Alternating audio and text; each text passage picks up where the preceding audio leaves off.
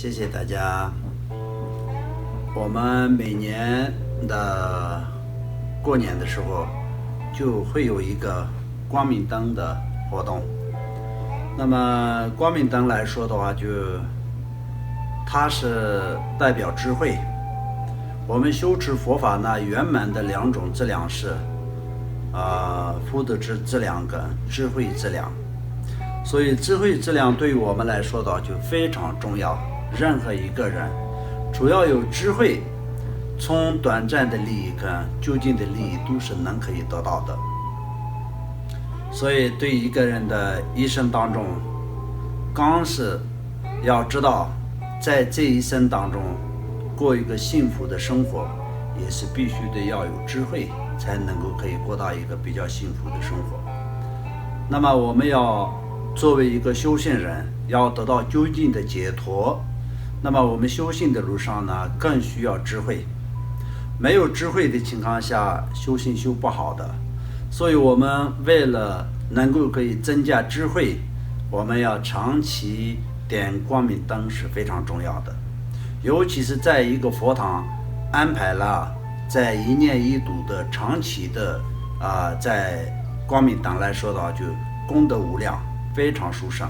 所以这个可以参加的机会跟因缘来说的话，就1年才只有1次。当然任何时间都可以做光明灯，但是人类众生是非常的懒惰懈怠，这样的情况下，没有一个团体有安排活动就是可以做光明灯等等的这些功德的情况下，那么自己呢就平常是想不起来的，也不知道怎么去做。所以我们就安排了1年1度的光明灯的活动，是主要都是在过年期间安排了观音菩萨、绿度母、金刚萨埵、文殊菩萨、黄财神。那么这样的情况下，已经圆满了喜、真、坏、珠那么上面再加了一个文殊菩萨，那么特别就是智慧方面的。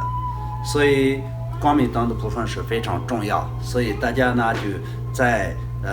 到了这个可以参加光明灯的参赞光明灯的这个时间呢，就不要漏掉这个1年1次的非常重要的这个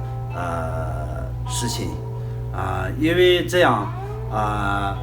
长期坚持，每年都有做的情况下，你的一生当中累积了很多很多的智慧，所以呢就能够可以圆满增加福德质量跟智慧质量，迅速能够可以成佛，这是非常重要的。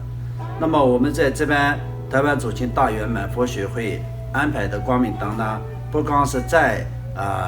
台湾的中心，然后在这些所有的名单呢，也是送到左清寺文物保存的坛城里面。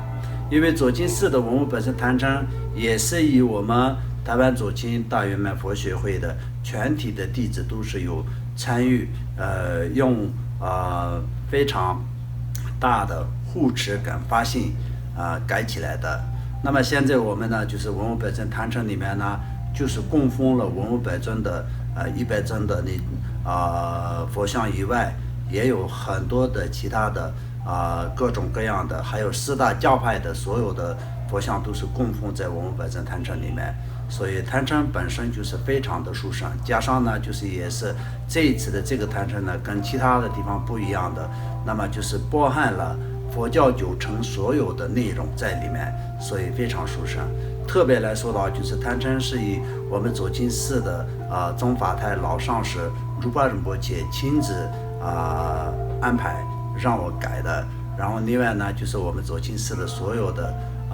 上师们跟僧众都是有很多次做过很多次的加持跟开光，各个方面是非常圆满改的过程也好，改完后的这些开光跟所有的法会都是按照仪轨，按照经典，所以非常殊胜，非常圆满的一座坛城。所以呢，这个呢就是相当就是对于我们台湾左清的弟子们来说的特别的一个机会。所以谢谢大家。